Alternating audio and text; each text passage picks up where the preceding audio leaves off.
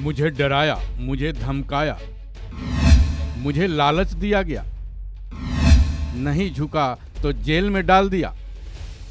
ये शब्द उस लेटर के हैं जो मनीष सिसोदिया ने दिल्ली के सीएम अरविंद केजरीवाल को लिखे हैं। इस लेटर में सिसोदिया ने कई दावे किए हैं। दरअसल मनीष सिसोदिया ने गिरफ्तारी के बाद इस्तीफा देते हुए अरविंद केजरीवाल को 3 पन्नों का एक लेटर लिखा है, जो एक तरफ भावुक भी है, वहीं दूसरी तरफ उन्होंने अपनी गिरफ्तारी को लेकर कई राज भी इस लेटर में खोले हैं।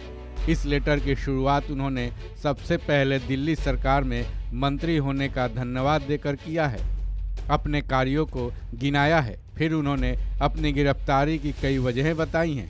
इस लेटर में सिसोदिया ने दावा किया है कि साजिशकर्ता उन पर अभी कई मामले दर्ज करने की तैयारी में है। इतना ही नहीं, उन्होंने ये भी लिखा है कि उनकी गिरफ्तारी तो महज एक मोहरे के रूप में हुई है, बल्कि साजिशकर्ताओं का असली निशाना तो आप हैं। यानी मनीष सिसोदिया ने इस लेटर में साफ लिखा है कि असली निशाना दिल्ली के सीएम अरविंद केजरीवाल हैं। इस लेटर के जरिए उन्होंने ये भी दावा किया है कि मुझे डराया गया, मुझे धमकाया गया, इतना ही नहीं, मुझे लालच भी दिया गया, लेकिन जब मैंने किसी तरह उनकी बात नहीं मानी तो उन्होंने मुझे गिरफ्तार कर लिया। सिसोदिया ने अपने लेटर में आगे लिखा है कि वो जेलों से नहीं डरते। इसके लिए उन्होंने आज़ादी की लड़ाई लड़ चुके लोगों का उदाहरण भी दिया। उन्होंने लिखा है कि सैकड़ों ऐसी कहानियां हैं जिनमें आज़ादी की लड़ाई के लिए अंग्रेज़ों की तरफ से झूठे मुकदमों में जेल होने का जिक्र है। इस लेटर में उन्होंने अपनी गिरफ्तारी को महज एक साजिश करार दिया है। उनके इस लेटर के मुताबिक उनकी गिरफ्तारी उन्हें और अरविंद केजरीवाल को परेशान करने के लिए की गई है। उन्होंने ये भी दावा किया है कि इस गिरफ्तारी के बाद सच्चाई की राजनीति की लड़ाई को और भी बल मिलेगा। इससे उनके साथियों और आम आदमी पार्टी के कार्यकर्ताओं का मनोबल भी बढ़ेगा। अपने लेटर का अंत उन्होंने एक देशभक्ति पंक्ति से की है।